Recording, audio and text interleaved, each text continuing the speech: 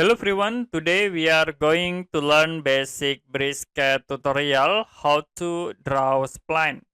To draw spline, you can type spline, press enter.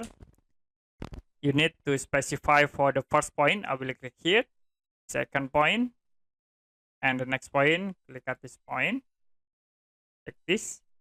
It's very easy to tracking the image by using these spline tools.